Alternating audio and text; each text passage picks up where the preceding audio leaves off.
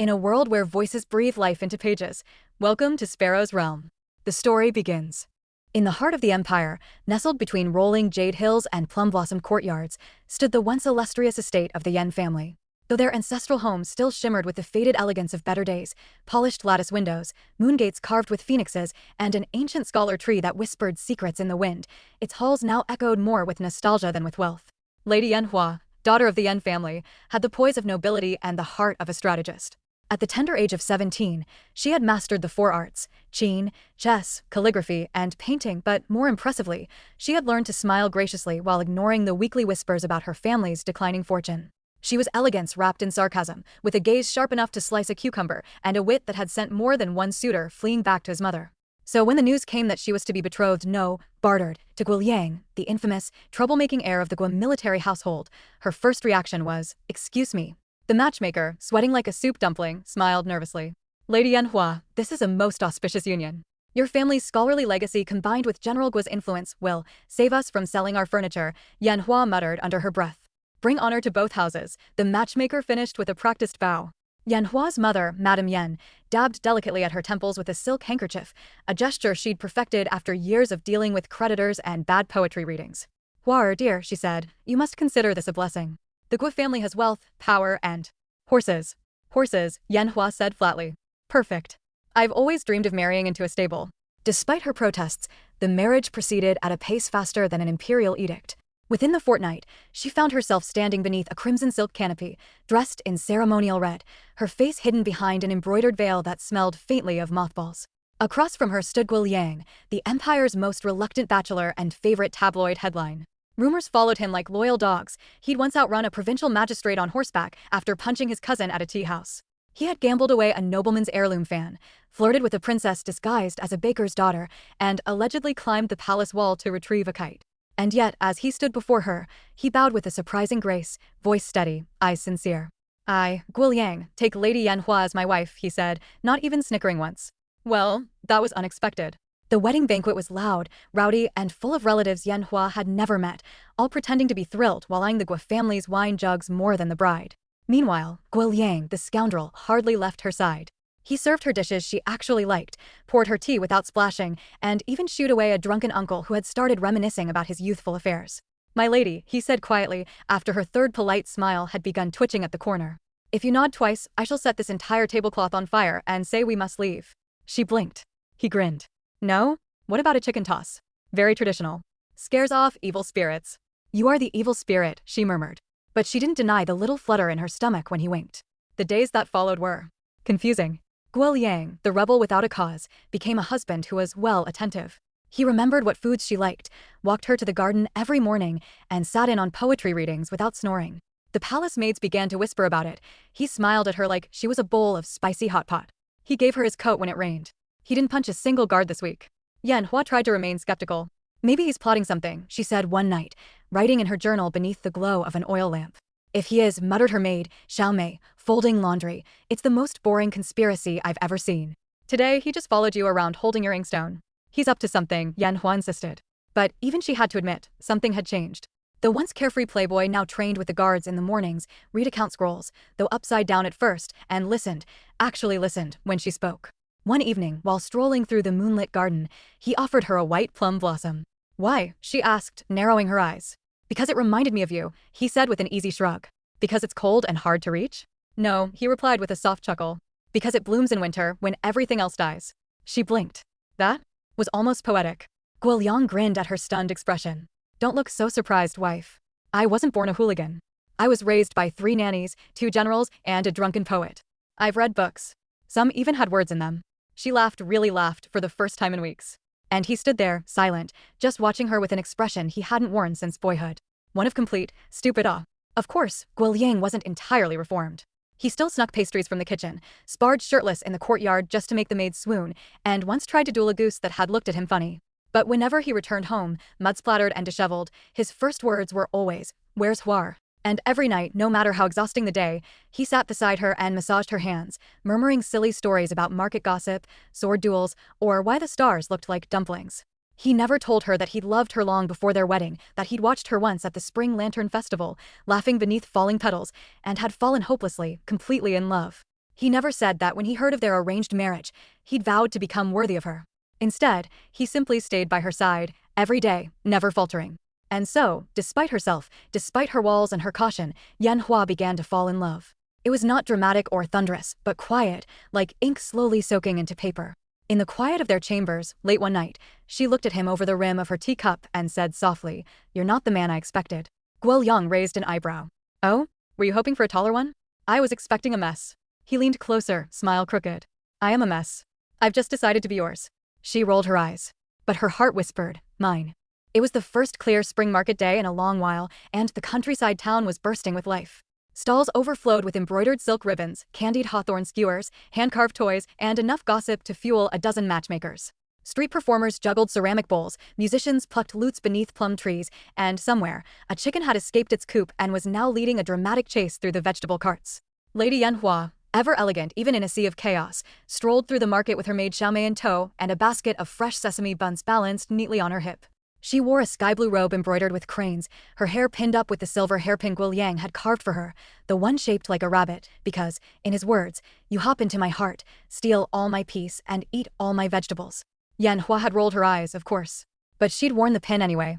She was laughing, openly laughing, as she haggled with an old lady over a bolt of brocade when a familiar voice called out behind her. "Hua, did you buy out all the steamed buns again?" Guo Liang appeared from behind a stall, grinning and slightly winded, holding a paper kite under one arm and a sticky rice dumpling in his hand. "You were supposed to stay with Shin," she said, hands on her hips. "I did. For an entire 5 minutes. He fell asleep on my chest. That counts." Xiaomei coughed, covering a smile. "Young Master Shin is with Nurse Lu, don't worry." He looked like a dumpling wrapped in 6 blankets. Guo Liang nodded proudly. "That's my son. Chunky and full of mischief." Yan Hua shook her head, but her eyes were fond. It was one of those perfect days, where the sun warmed the tiles just right and laughter mingled with the scent of sesame oil and osmanthus blossoms. Guo Liang noticed a jewelry shop and wanted to surprise his wife and went into it to butt a hairpin, and then it happened. The laughter. The market noise. The hawker shouting about salted duck eggs. All of it was shattered by the screaming. "Runaway horse. Move, move." A thunder of hooves. Screeching wheels. The sound of metal and wood cracking like lightning. From the end of the road, a carriage, wild, furious, riderless, barreled through the crowd like an avalanche. Its horses were foaming at the mouth, eyes rolling white with panic. Shouts erupted. People scattered like leaves in a storm. And Yan Hua was right in its path. Guo Liang's came out of the shop hearing commotion, and blood turned to ice, seeing the scene that unfolded in front of him. Hua! Time slowed. He ran. Shoved aside baskets, stools, and people. His arms reached out. He could see her, her robes flaring, her eyes wide with realization. She turned, one step back, and the carriage hit. The world went silent. Wood splintered. Blood splattered the silk brocade she had been admiring just moments before. Her body crumpled beneath the chaos, delicate as a falling petal. Guo Liang reached her too late. Her hand, fingers still curled around the little rabbit hairpin, twitched once, then stilled. The Guo household fell into shadow. No music played. No servants dared to speak above a whisper. The spring blossoms turned to ash beneath the weight of mourning. Guo Liang didn't weep. Not at first. He sat beside her spirit tablet, eyes empty, unmoving for days. The once lively man, who'd sung love songs to their fish and tried to teach the baby how to sword fight, was now a ghost of himself. He stared at the ancestral altar until his eyes dried, until his throat burned from holding back sobs. The worst part was how her scent still lingered in their chambers, peach blossoms and ink. Her brush still sat on her desk. Her shoes were neatly tucked under the bed. He couldn't move them. And their son, little Guo Shin, toddled around the house with a confused look in his round, dimpled face. Barely 2 years old, he didn't understand why mother wouldn't return his giggles with a kiss. He cried for her at night, tiny fists pounding on her empty pillow. Guo Liang couldn't bear to comfort him. At first, he told himself he was giving the child space. But in truth, every time he looked into Shin's eyes, so much like hers, it felt like his heart was being cleaved in two. He began avoiding the nursery. Then the gardens. Then everything. He stopped training. Stopped shaving. Stopped speaking. Wine became his solace.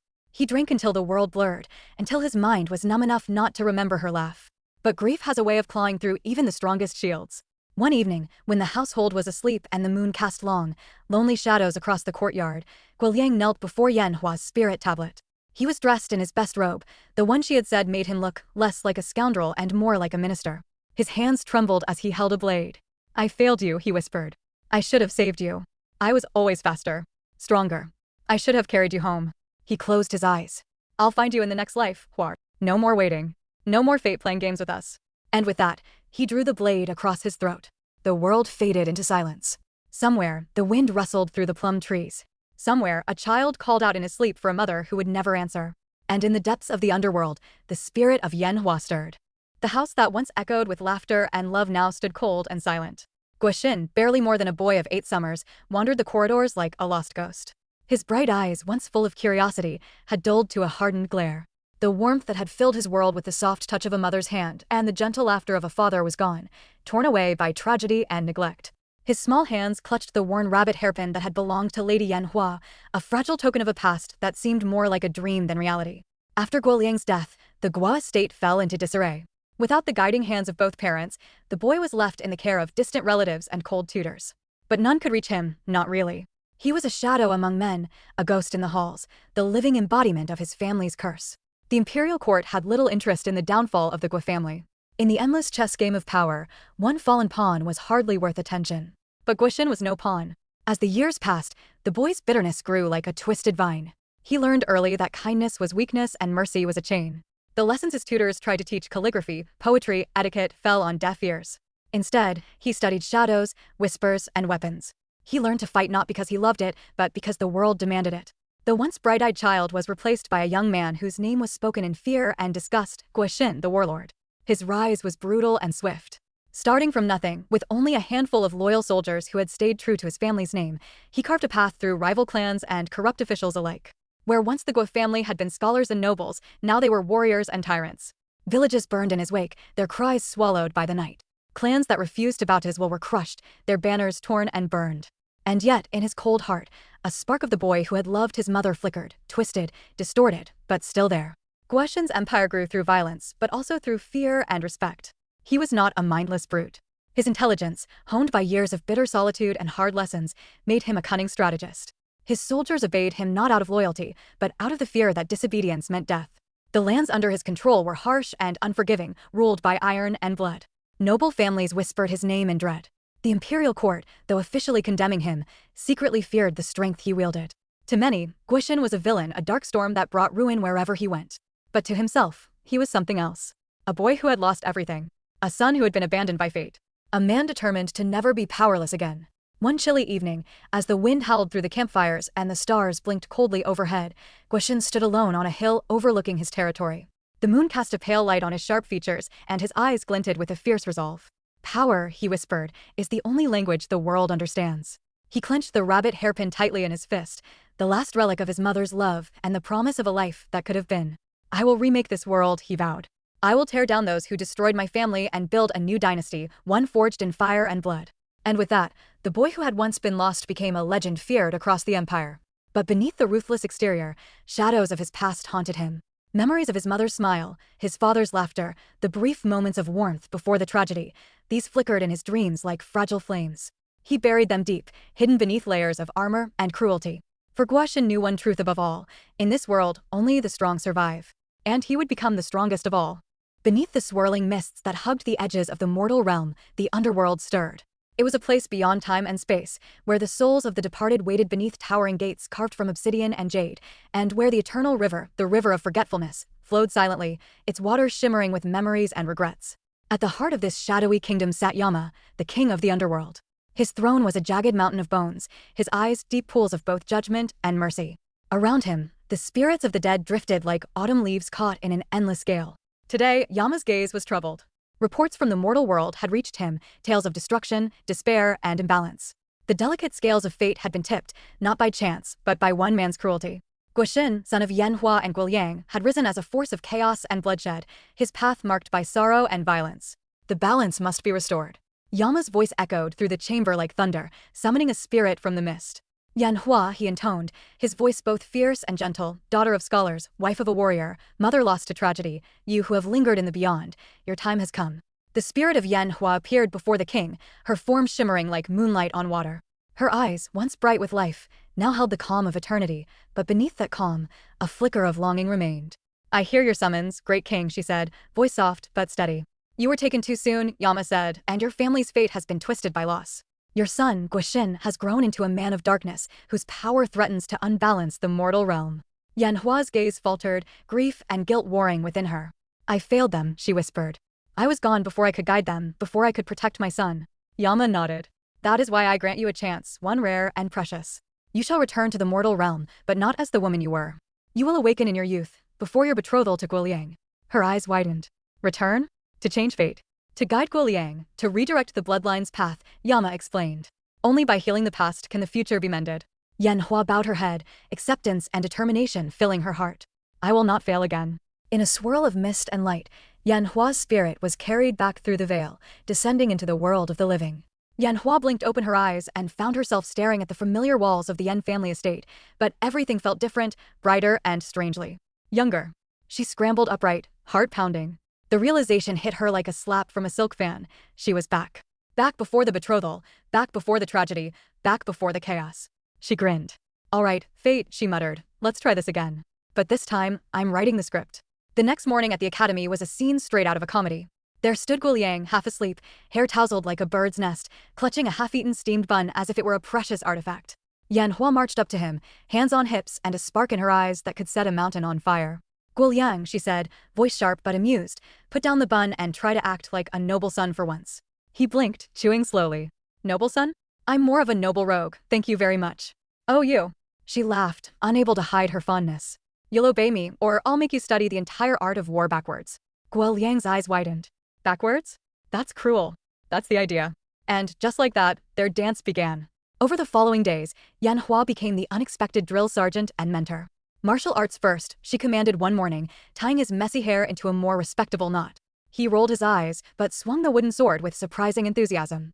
You're getting better, she admitted, barely hiding a smile. Only because you're terrifying, he shot back with a grin. But Yan Hua wasn't just about drills and discipline. She introduced Guo Liang to books, big, dusty scrolls filled with battles, poems, and philosophies.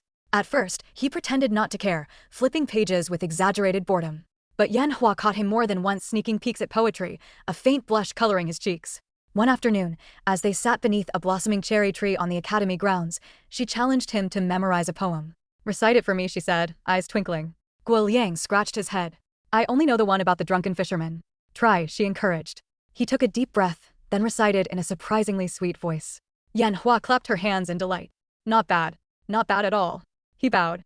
I aim to impress.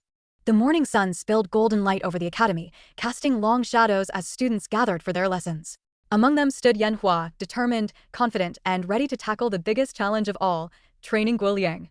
Guo Liang leaned lazily against a tree, one hand tucked into his sleeve, the other twirling a wooden sword like a master swordsman juggling fire. When Yan Hua approached, he gave her a sly grin that could melt ice and start wildfires all at once. Good morning, Lady Yan Hua, he said smoothly, voice low and teasing. I was just practicing my leisurely warrior pose. Quite effective, don't you think? Yan Hua arched a brow, arms crossed. If your goal is to put me to sleep, you're succeeding. Guo Liang laughed softly. You wound me. She rolled her eyes, but the corner of her mouth twitched into a smile. Guo Liang wasn't stupid, far from it.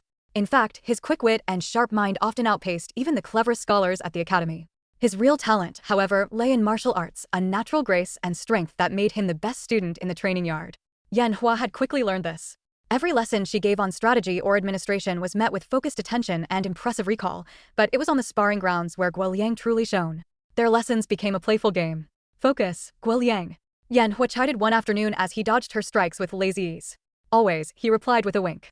I just focus on looking charming while making it look like I'm barely trying. Yan Hua narrowed her eyes, pretending to scowl. I don't need charm. I need skill. He feigned a dramatic gasp. No charm? Then how will the world remember me? She shook her head, laughing. By winning battles, hopefully. Despite the teasing, Guo Liang's obedience was quiet but complete. When Yan Hua instructed him to wake early, he did, though he grumbled under his breath, mostly in exaggerated theatrical sighs. When she insisted he read strategy scrolls, he obeyed, but always with a sly smirk, often composing jokes about the ancient generals in his head. One day, Yan Hua handed him a scroll thick with complex battle formations. Guo Liang flipped through it, then looked up, eyes gleaming. Impressive, he said, but I think I can improve this. Yan Hua blinked. You? Improve centuries-old tactics. He nodded seriously, with a bit of flair and a surprise or two. Just wait. Their companionship grew on moments like these, equal parts teasing and tenderness. Guo Liang's crush on Yan Hua was subtle but unmistakable. He'd catch himself stealing glances when he thought she wasn't looking, fingers twitching nervously when their hands brushed. Yet, his usual mischievous grin softened to something more genuine in her presence. Even in his silent obedience, Guo Liang found little ways to express his affection. He'd leave small gifts, wildflowers picked from the hills, an expertly folded paper crane on her desk. grinning like a boy who'd just won a secret prize. The city was alive with the hum of commerce and the clatter of horse-drawn carts, but inside the grand hall of the Guo estate, a quieter kind of energy filled the air, a promise of change and hope. Guo Liang stood tall and composed, the once roguish heir now a man forged by discipline, wisdom, and the steady hand of Lady Yan Hua. Their marriage was no longer just a union of families, but a partnership built on respect, laughter, and an unspoken understanding. Chatters of people mixed in this joyous moment of how magic happens, and Guo Liang transformed into a great young man. Guo Liang's transformation was far from magic. It was the result of years of hard work, countless early mornings, and endless lessons with Yan Hua by his side. No longer did he throw mischievous smirks at every opportunity. Instead, his grin held the weight of responsibility, and still a spark of that lovable mischief that made him uniquely himself. Their days were a blend of strategy meetings, estate management, and training sessions. Guo Liang had become a capable commander loyal to the imperial court, known for his tactical brilliance and fierce loyalty. Yet, at home, he remained the same man who treasured Yan Hua's presence above all. One afternoon, as Yan Hua oversaw the estate's new irrigation system, Guo Liang approached with a rare scroll in hand. "I've been studying the latest military dispatches," he said, eyes shining with excitement. "There's a rebellion stirring in the west. The court wants me to lead a unit." Yan Hua smiled, her heart swelling. "You're ready for this. I believe in you." Guo Liang took her hand, squeezing gently. "Because you believed in me first." Their marriage flourished not just in politics or war, but in the quiet moments between. Late nights spent discussing their dreams, early mornings sharing jasmine tea, and the gentle comfort of knowing they faced the world together. Then came the greatest blessing of all, the birth of their son, Guo. From the moment he arrived, Yan Hua and Guo Liang poured their love and wisdom into raising him.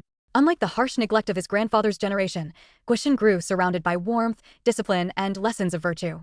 Guo Liang was a patient father, his mischievous grin softening into a gentle smile whenever his son looked up at him with wide, curious eyes. In those moments, Guo Liang's mischievous spark returned, not as rebellion, but as joy. Like the time Yan Hua caught him sneaking into the kitchen late at night, trying to steal steamed buns. Caught red-handed, she laughed, arms crossed. He grinned sheepishly, mouth full. Worth it. Years passed like petals drifting down a lazy river. The Guo estate, once a place of noise and reform, had become a home of gentle routine. The chaos of war had long since faded into memory, replaced by years of peace. But peace? True, undisturbed peace. Well, that would have required their son not to be Guo. At 13, Guo had inherited his mother's fire, his father's grin, and unfortunately for the empire, both of their stubborn streaks. He had also, somehow, mastered the ancient art of driving his mother mad while pretending to be a devoted scholar. It began innocently enough. Books going missing. Training swords found impaled in tree trunks where no tree should be impaled. Servants reporting odd sightings of a shadowy figure climbing across the roof at dawn. And worst of all, someone had been sneaking extra steamed buns from the kitchen. It wasn't hard for Yan Hua to piece it together. Guo may have inherited his father's charm, but he had not inherited his ability to lie convincingly. One morning, Yan Hua walked into the study and caught both her son and her husband frozen in front of an upside-down map, half a dozen meat buns, and two very guilty expressions. Guo Liang, now graying at the temples, but still boyish at heart, stuffed the last bun into his mouth in a desperate, and utterly doomed, attempt to hide the evidence. Guo blinked innocently. "Good morning, mother. We were just studying military strategy." Yan Hua raised one perfect eyebrow, gaze colder than winter in the mountains. "Studying military strategy," she repeated, deadpan, "with your mouth full of pork and my antique scroll used as a plate?" A silence followed. Guo Liang swallowed, coughed, and elbowed his son. Run. They did not run. Because Guo, for all his bluster, knew one thing very well: no one escaped the wrath of Lady Yan Hua. Not even the war hero of the north. Within the hour, both Guo Liang and Guo were standing in the courtyard, barefoot, shirtless, and holding buckets of water as punishment. "I thought peace meant retirement," Guo Liang mumbled, lifting his bucket. Guo nodded solemnly. "I thought being the heir meant power." Yan Hua sat on the veranda, sipping tea like a queen watching peasants reenact a failed coup. "My retirement," she said without looking up, "will begin the day my two wild horses stop acting like fools." Guo Liang whispered out of the corner of his mouth, "She still loves us. She punishes us like she does," Guo whispered back. Despite these dark days of discipline, the estate thrived. Guo, for all his troublemaking, grew into a clever and deeply compassionate young man. He trained hard, studied well, when watched, and often snuck off to deliver food to the orphanage on the East Hill. He even developed a habit of crafting wooden toys for the village children, though he always left them anonymously, like some mysterious masked benefactor. Of course, everyone knew it was him. Especially Yan Hua, who would find shavings of wood in his sleeves and pretend not to see them. Guo Liang, now often called Lord General Guo, had stepped away from the battlefield, but still trained young soldiers who came to learn under his banner. He never missed a day teaching Guo how to fight with both sword and heart. And every evening, without fail, he returned to the courtyard where Yan Hua would be waiting, with tea, stories, and a smile that hadn't changed since the day she scolded him into responsibility. One late autumn evening, as red leaves danced in the wind, the three of them sat beneath the old plum tree where so many memories had bloomed. Guo Liang lay stretched out on the ground, tossing a small apple into the air and catching it with lazy grace. "I think I'll write poetry," he said suddenly. Guo Liang snorted. "You? Poetry? I could be good at it." Yan Hua sipped her tea. "Last week, your haiku ended with the phrase, like a very angry goose." Guo Liang shrugged. "Nature is powerful." They all laughed, the kind of laughter that lives in homes filled with love. Years continued to pass. Guo Liang became a man, sharp-eyed, good-hearted, and known for his humor and justice. His reputation stretched across provinces as the kind of noble who protected the weak and made cruel lords cry from a single dinner party insult. He became everything Yan Hua and Guo Liang had hoped for and more. In their twilight years, Yan Hua and Guo Liang walked the garden every evening, hands clasped, speaking of everything and nothing. And so, beneath golden leaves and gentle skies, they lived out their final years not as legends, not as nobles, not even as heroes, but as husband and wife. As parents. As a family who rewrote their fate not with swords, but with love, mischief, and just enough punishment to keep the boys humble. If you enjoyed the journey, don't forget to like, subscribe, and ring the bell for more tales from Sparrow's Realm. Until next time, keep listening, and let your imagination soar.